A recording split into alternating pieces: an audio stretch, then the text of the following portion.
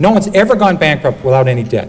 Now that would take a real, I think you have to give some kind of distinguished service award to somebody who did that. But they had no debt, and I said, it's not going to go to zero. You know, I was wrong when I said it can't go below 15. So we hung on, and within 3 years, they gave out the shares in Kaiser Steel, gave out the shares in Kaiser Cement, gave out the shares in Kaiser Steel and aluminum, and they sold off all the businesses. You got about $55 a share. But if you didn't know the story, and the stock went from 15 to 11, and you're just saying how much lower can it go, when it went to 9, went to 8, you would have gone. So you can't just say it can't go any lower, because I saw Taco Bell go from 14 to 1 in 1974, and they had no debt and making 60 cents a share. What I'd like to talk about is what I call the 10 most dangerous things people say about stocks. Here's a good one. If it's gone down this much already, it can't go any lower. I remember when Polaroid went from 140 to about 107. People said, if you ever get Polaroid under 100, you got to buy it. You just back up the truck, buy the stock. You know. Stock you get to 110, then rally, fall 103, you go 112, go 105. They said, gets under 100, buy Polaroid. Polaroid broke 100. People started buying it, and within 9 months, the stock was 18. No one's ever gone bankrupt without any debt. There's a corollary to that that's even more dangerous. Philip Morris sold for 12 cents in 1951, and then it goes to 60 cents in 1961. How much higher can this go? It's gone up fivefold. They missed the power of Marlboro. They missed there's 220 countries in the world. They missed the cash flow of the company. They missed everything. This stock was a 100-bagger after going up fivefold. But people sold it just saying, how much higher can it go? Just saying it can't go any higher, it's gone this much already. That's very dangerous, and don't use that one. And it's a very bad thing to do. Eventually, they always come back. Here's another one that sucks. That's a technical stock market term we just use only in the stock market. They don't have to come back, but they say eventually they always come back. Not true. Here's a great one. It's $3. How much can I lose? This is a great one. Because get out. I don't have a computer and I can't do high-level math, but just do this one. So let's say your neighbor buys $10,000 of a stock at 50, and the stock's now 3, and you put $25,000 in at 3. If it goes to 0, who loses the most? A lot of people cannot answer this question. If you put $1 billion in at 3, you can lose $1 billion. They blow taps in lots of companies every year. They can go to 0. Here's a good one that helped me a lot. It's always darkest before the dawn. This business is terrible. It's awful. You ought to buy the group. This is not a good way of making money. In 1982, there was 11,000 of those oil rigs drilling those holes all over Oklahoma and Texas and Colorado. We used to have the rig count every week, and the rig count fell from 11,000 in 82 to 6,000 in 83. Well, the rig count was only 1,000 3 years ago. So it went from 11,000 to 6,000 to 5,000. Then 8 years later, it was under 1,000. The industry really started to turn about 2 years ago.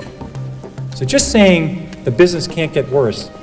I was lucky enough, in addition to having the metals industry when I started Fidelity, I had the textile industry. These people have been through recessions, depressions, world wars. They've seen it all. There's a great expression in the textile industry. It's always darkest before pitch black. Now that's a good one to remember, because when business is terrible, it can get considerably terrible. It can get terrible to the power of 6. And when I rebound to 10, I'll sell. Here's a great rule. Somebody buys a stock at 10, and it falls to 6. They say, if it gets back to 10, I'll sell. Now, I think the math, 4 and 6, I can handle this level math. I think that's about a 66% return. You ought to buy it. If you think it's going back to 10, you ought to buy the hell out of the damn thing. But they think if it gets back to 10, I'll sell. Now, what you ought to do is never put down a round number, because I think for the next 26 years, this stock will go between 5 and 9 1/4. It'll never get to 10. So maybe put 9 1/8 or 8 3/4. But just saying the stock, if it gets back what I paid for it, this is a very important rule. This is one of the key rules. The stock doesn't know you own it. Remember that. But people treat stocks sometimes like a grandchildren or a puppy. They think the stock knows who you are. Let me worry. I own conservative stocks. I don't have to worry. I own conservative stocks. I remember when Con Ed fell 80%, then tripled. So just because you inherit some stock and it's so-called conservative, Like Eastman Kodak fell 75%, IBM fell 75%. Don't tell anybody you own a conservative stock. Companies are very dynamic. I don't buy that argument. Here's a very dangerous one. Look at all the money I've lost. I didn't buy it. In the 13 years I ran Magellan, I listed, I think, about 200 stocks, A through L, on the New York Stock Exchange. They went up tenfold or more that I didn't own. And people worry all the time about missing Microsoft, missing Western Digital, missing United Airlines. They spend all their time worrying about stocks they miss. You cannot lose money in a stock you don't own. That's a very important, the only way to lose money is buy stock, have it go down and sell it. That's the only way. I missed that one, I'll catch the next one. That usually does not work. Buying the next of something usually doesn't work. It's very bad. It's like buying on dips. I think it's always better to buy from dips. I always thought it was a better rule than buy on dips. You may have to explain this to some other people. This is another technical term I may have to explain after hours what a dip is. Stock has gone up, I must be right. Stock has gone down, I must be wrong. I'm convinced that people do this all the time.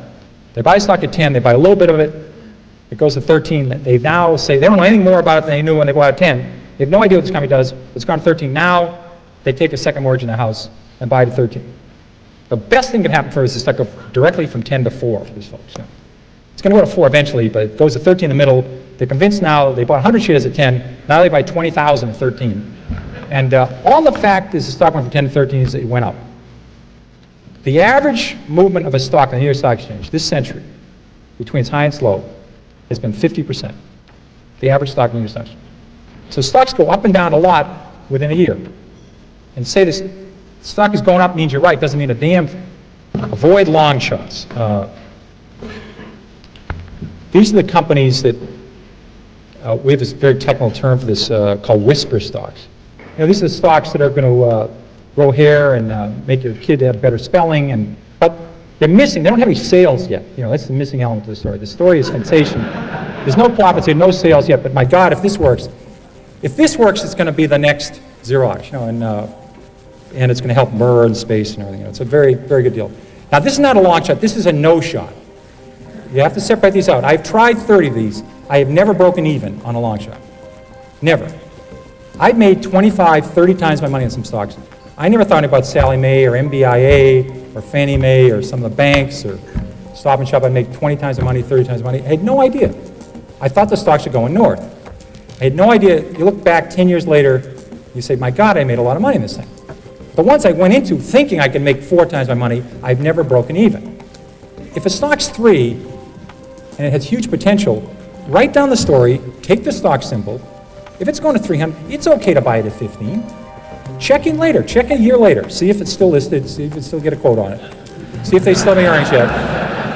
But if it's going, write the story down. Some of these work. I haven't heard yet, but maybe they will work. But it's worth tuning in 6 months later. Don't buy it then. Importance of management. Management is the single most important thing in a company. But for an outsider to know great management versus good management versus terrific management versus average management, tough to do. Tough to do. Because you only get an hour at people, sometimes a half an hour. And how do you know what decisions they didn't make? A lot of great companies have been made because the company didn't make an acquisition. They didn't get rid of the division. They don't put in the report, we didn't get rid of the tubing division. You know, you don't hear about that. Somebody said, made a brilliant decision, we're going to hold on to that thing, we're going to fix it, and it's doing great. Now, they might be doing great because some management 8 years ago did it right, or some did something right 5 years ago. That person isn't there anymore. Or they didn't make any acquisitions, or they expanded at the right time. So knowing what management, what they can add to it, it's the single most important thing, very hard to measure. I've always said, I'd like to have a company any fool can run, because eventually one will. And you really want to do that. When I bought Toys R Us, they had the formula right. Any 4 people in this room and me could have run Toys R Us. We wouldn't have done as well as they did. They're spectacular. But for the next 15 years, we had no competition, we had a great formula, we could have rolled with it. They probably would have done 3 times as good. They were the frosting on the cake. But they had the formula right, no competition, the department stores know what they're doing, there was no copycats, and they were going to just roll for the next 25 years. Same with Circuit City. So I want the story to be solid, If management can add anything on top of it, that's great. I want to buy the story.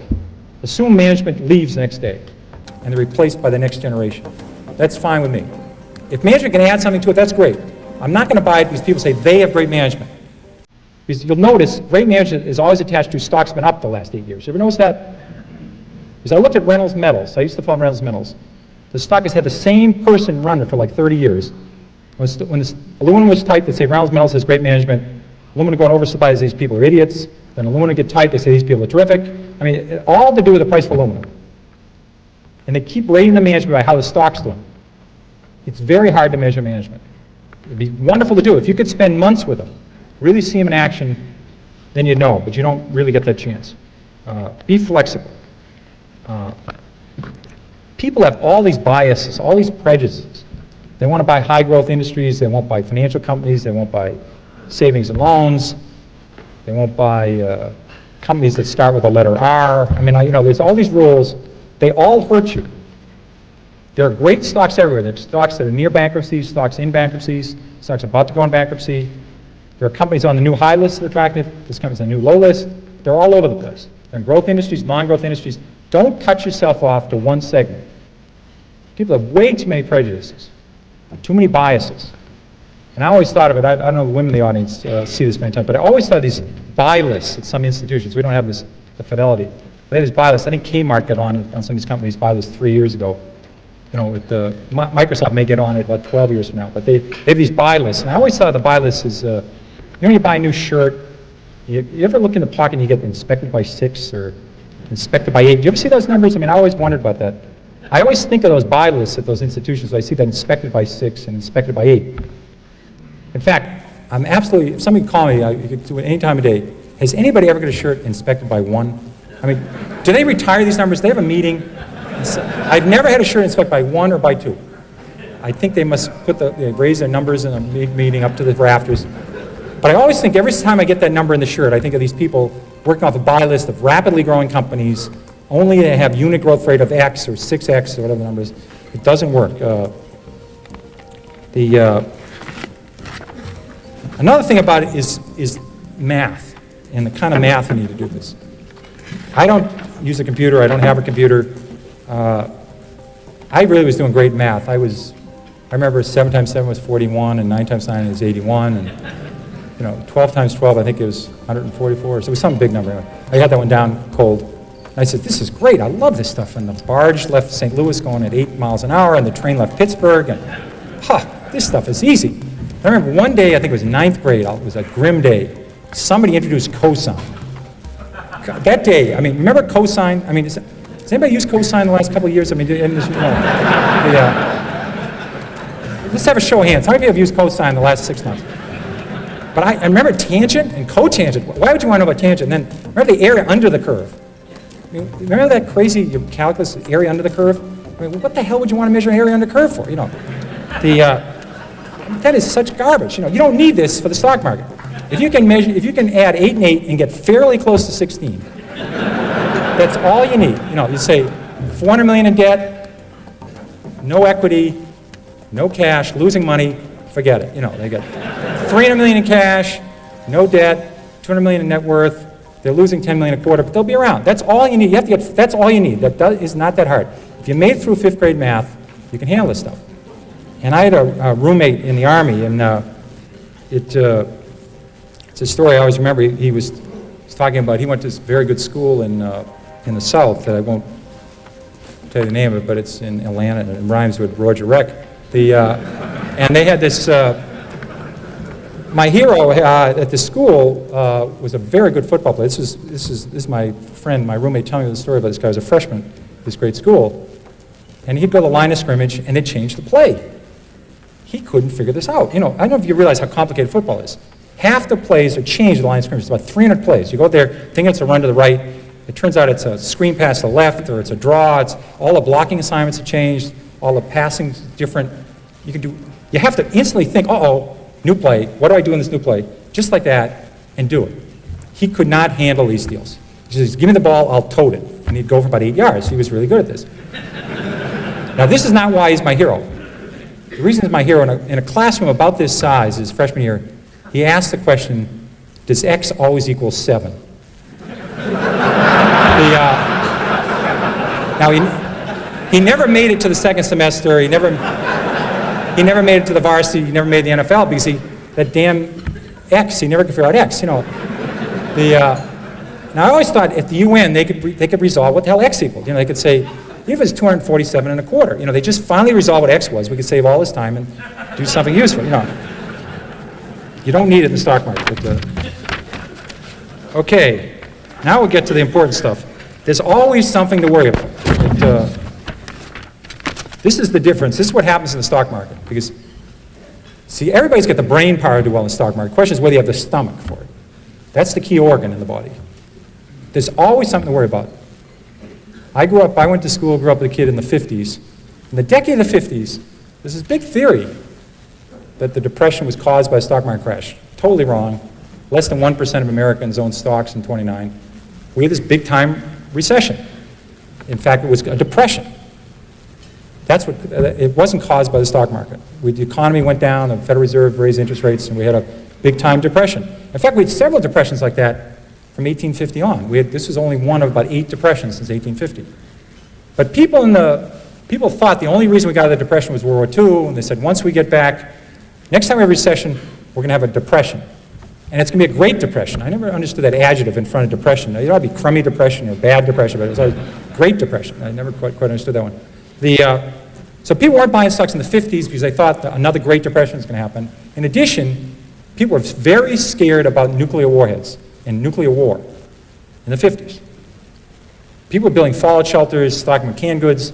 There's something about going to Vermont, building a fallout shelter, putting canned goods in it, that you don't buy Minnesota Mining or you don't buy Eastman Kodak. I mean, the syllogism just doesn't work out, that you're buying lots of water, buying a shotgun, buying frozen food that will stay in the freezer with your own generator, and you're looking at growth stocks. Doesn't seem to work out that way, you know. And I remember in the 50s, I remember literally in classes, I was in elementary school in the 50s, and they'd come in, they'd have one of these air raid drills. Somebody with a yellow hat would come in, they'd blow a whistle, and you'd get under your desk. Even then I says, I don't think this is going to do a lot of good, you know. But people were worried about a depression in nuclear war in the 50s. They're on the left side, though.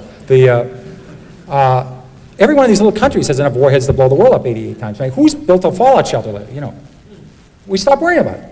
There's always something to worry about. In the 50s, it was depression and nuclear war. The 50s was the best decade of this century for the stock market, except for the 80s. Only slightly better. The 80s were only slightly better. People didn't expect a lot. We had an okay, it wasn't a great decade. They just didn't expect much. We made it through. And the stock market was terrific. Do you remember when oil went from 4 to 40? Remember that period? Oil went from 4 to 40, and the experts said it was going to go to 100, and all the countries of the world were going to go bankrupt. And then the big banks are going to go bankrupt, and we're going to have a Great Depression, and the stock market's going to go down, and you're going to wind up selling pencils and apples. You know, well, I remember when oil went from 4 to 40, and the experts said it was going to go to 100. Within 2 years, oil was at 14. The experts, now much higher paid at this point, are saying it's going to go to 4, and we're going to have a depression. And people believed it again. You know, I remember when the money supply was growing too fast, and they said we're going to have a depression. Then it was growing too slow. We're going to have a depression. Remember the LDC debt? Remember the LDC debt? All the banks. Our banks are very smart. They lend all their net worth to Zimbabwe and Botswana and Botswana and all these countries. Chile, a lot of countries I can't pronounce. This is Chase Manhattan and Chemical and Manufacturers Hanover. These countries weren't doing so well. Then they were called undeveloped countries or less developed countries. Now you have to call them emerging countries. It's not politically correct to call anybody an undeveloped country. It's like I just found out the other day the term for somebody that's overweight is laterally challenged. You have to say something laterally challenged. But these were LDC debt. They were all going to go bankrupt, and we're going to have a depression. Then the Mideast was going on in the world. Remember that one? The Mideast was going on in the world. They weren't going to buy our bonds, and the market crashed, and we're going to have a depression. Then Japan was going on in the world. Remember that one? Japan was going to have all the assets, and they weren't going to buy our bonds, and we're going to have a depression. Within 3 years, the Nikkei Dow had gone from 40,000 to 16,000. The banking system was in trouble, and people said Japan was going to collapse, and we're going to have a depression. People had, on their prayer list, at the end of the day, they had eliminated crippled children and Mother Teresa, and they're praying for Japan. It's a country with a 15% savings rate, it's some bizarre, Commercial real estate, global warming, And I think as the older you get, the more nervous you get about these things. I think it's very valuable. I think while younger people are better investors is they're not worried. They haven't heard about all these crises. And they're with children. I think if you don't have any kids, you got to rent some kids for the weekend. You know, get a 7-year-old and ask him if he knows about the money supply, you know, how fast it's growing. Ask him if he knows about the shape of the yield curve is the wrong shape of the yield curve. Or that we're 48.3 months into the economic recovery and the average recovery lasts 52.3 months. You know, ask an 8-year-old if they know about that. 8-year-olds have a very high expectation about the next 20 years. That's what you need to do. The more you get away from 8-year-olds, the more you get away from 11-year-olds, the more you start reading these crazy things you read over the weekend. In fact, from 1955 to 1985, the stock market went up a grand total of 1,000 points, but it was down 800 on Mondays. So it was therefore up 1,800 on non-Mondays. It wasn't an accident. The stock market went down October the 19th, 87 was a Monday. People over the weekend become economists and portfolio strategists. You know. I mean, they're a bull if they take their lunch on the way to work. You know, in fact, I knew very well the market was going to go down in October of 87. Dave Elson remembers that. It was my first vacation I was going to take in 6 years.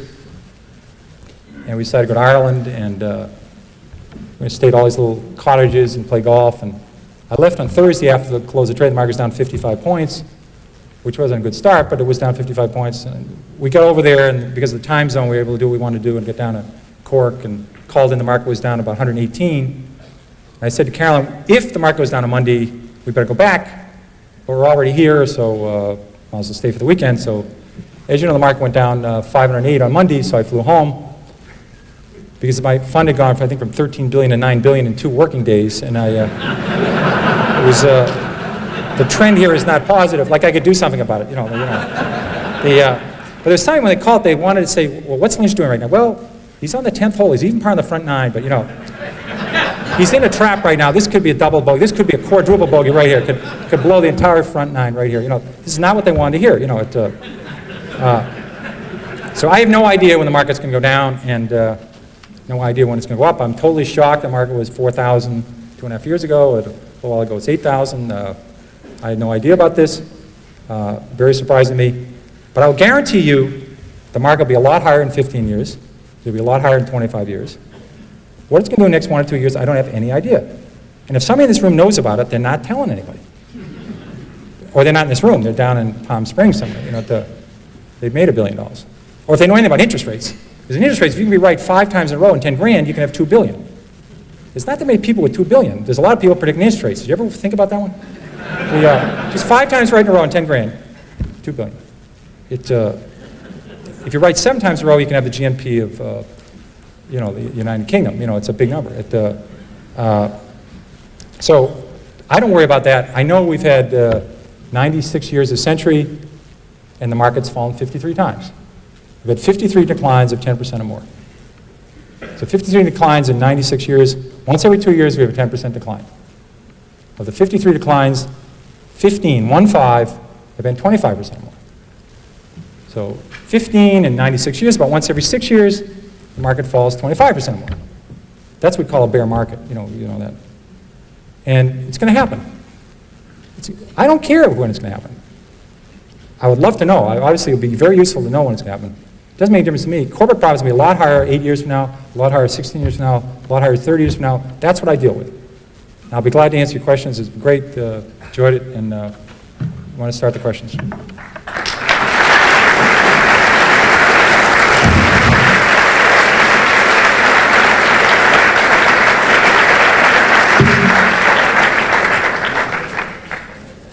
If they don't get the question, I'll read the calendar of offerings for Friedman Billings for the next month. Okay. Do you like international stocks? The question is, I found I was better overseas than I was domestically because there's just less coverage. There's less people following these companies. So I think my big theory, and I think it's valid, if you look at 10 companies, you'll find 1 that's mispriced. If you look at 20, you'll find 2. If you look at 100, you'll find 10. The person that turns over the most rocks wins the game. Overseas, the numbers are much better. There's just not that much coverage. So I think international stocks are definitely worth looking at. When do you sell stocks? When you sell a stock is exactly the reason you buy it. You write down the reason you bought it. I bought Subaru. Subaru was a distributor. They didn't actually make the cars. I think it was Fuji Heavy Industries made the cars. They distributed Subarus in the United States. The stock was, I think the stock was 80. It was up from 6 to 80. I was a little late on this, but it didn't bother me, and I should never let that bother you. I didn't let it bother me. They had $40 a share in cash. They had a very low-priced car. It was well-liked. And it did well for about 5 or 6 years, and I think the stock went from 80 to 320. The reason I sold Subaru, thank you. The reason I sold Subaru is Hyundai came in with a low-cost car. Chrysler cut the price of Omni Horizon. Ford came out with a low-priced car at the end. All of a sudden, the Subaru was no longer unique. So if the car's not a buy, the stock's not a buy. That's what you're looking for. The reason you buy a stock, you keep it posted. If the reason changes, you go on to something else. What industries do you like best today and why? No idea. What's your favorite stock investment today? No idea. What I'd rather tell you is there are lots of great stocks out there, and you'll find them. I mean, I could recommend a stock, and 3 months later it could go up or it could go down. But the great stocks out there, imagine if you worked, I mean, I worked in the investment business. I missed Franklin. I missed Dreyfus. Franklin went up 300-fold. Dreyfus went up 50-fold. I didn't miss Dreyfus twice. It was my industry. When Dreyfus went in the crash, this is bizarre. Dreyfus went from 50 to 30, and the crash had fell to 18. They had $17 a share in cash and no debt. It was selling for $1. I did that math very rapidly.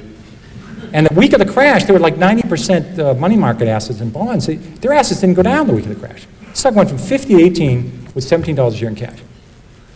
So I paid attention to my own industry. Imagine you'd been in the retailing industry, you would have seen Home Depot, you would have seen Circuit City, you would have seen all these great companies. These people are buying biotechnology stuff. It's crazy. Do you believe the S&P 500 market is expensive? Yes.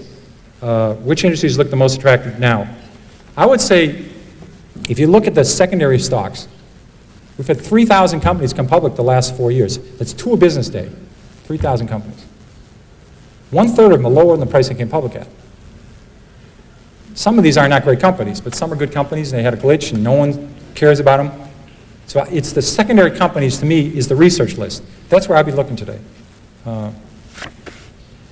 Let's see. If you believe you should not own what you own, please discuss the pros and cons of concentrating your investments versus diversification. Okay, very good question. I don't believe in diversification at all. I would own 1 stock if I could find 1 great stock. Diversification is a big mistake. I call it diversification. You buy this thing that might balance this other thing, and they both go down. My God, I got enough questions. I got enough questions to come at your 5th annual conference here. My God, I think we have enough conference. Thank you very much. Well, that's a pretty good one. So I don't believe in diversification at all. I would own 1 stock. But what I do believe in is if I find 10 good stories, they're all equally attractive, I buy all 10. And I wait to see them unfold. It's like watching 10 poker games. 10 games of stud poker. You watch the cards turn over, story 3 gets better, story 6 slips, story 7 stays the same, but it goes up 50%. So you sell 7 and buy 2. That's all I do. So if they're equally attractive, I buy all 10. Then gradually some story says, oh my God, this is getting better and better, and guess what? The stock just went down. So you keep watching 10 stories, and magically, because of that rule of stocks going up and down a lot, then you load up. You really, take a big advantage. So that either happens because something happens to the company, or the market goes down and all stocks go down. Will you please cause writing articles on mutual fund conversions? Oh, cease writing articles. I'm not going to cease writing articles on mutual thrift conversions. It gets me mad that 99% of people that have deposits in a thrift, when it goes public, this thing comes to them, throws it in the trash. I mean, they don't even look at it. I mean, it's sad. They don't even consider buying it because they're used to getting something from a savings loan that gave them a calendar and a free toaster. I mean, they're not used to something that has, 75 pages of black ink and they have to put money up. So I'm still trying to educate the public to take a look when thrifts come public. If you believe what you should know, you should own, you should know, could you discuss the pros and cons of Oh, I did that one. That was a great one. I love my answer. What's your opinion of Wayne Huizenga's style? Great style. Okay, statistics show women control most of the money in the U.S. Where are they at this moment? No. There's some male that's trying to find these rich women. Where are they at this lunch? Okay, all the women at this, okay. Why are there some men trying to drill them? No, looks like drill them, I can't believe it. Oh, tell them what to do, okay. Don't know. I've got 3 daughters. We've specialized in that gender, and they're great, and they're bright as hell, and I think they're going to be terrific. So I don't know why there's so many damn men in this room. I think it'll even out over time. It takes a little while to catch up. I remember when Harvard Business School and Wharton had no women in it. Now they're 50%, so it's working the right way. Barton Biggs says we are in a bear market rally. Do you agree? I don't have the freaking idea what rally, schmally. This is bullshit.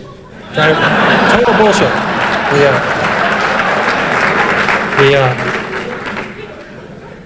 Now here's something, Manny Freeman. Now listen, Manny Freeman said this morning they're in the 5th inning of the current bull market. This is also bullshit. The only difference, this is more current bullshit. Okay.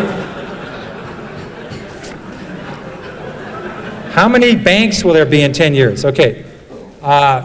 We still have 7,500 deposit takers in the United States.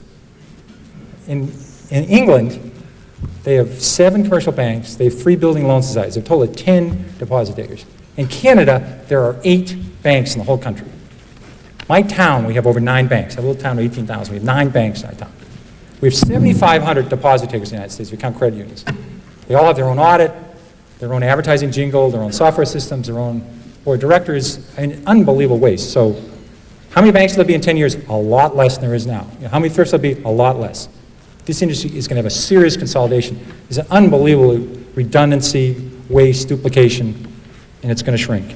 And it works. Now these stocks are up. They use paper. It doesn't cost anything to do it. Okay, that's it. I appreciate it very much. Thank you.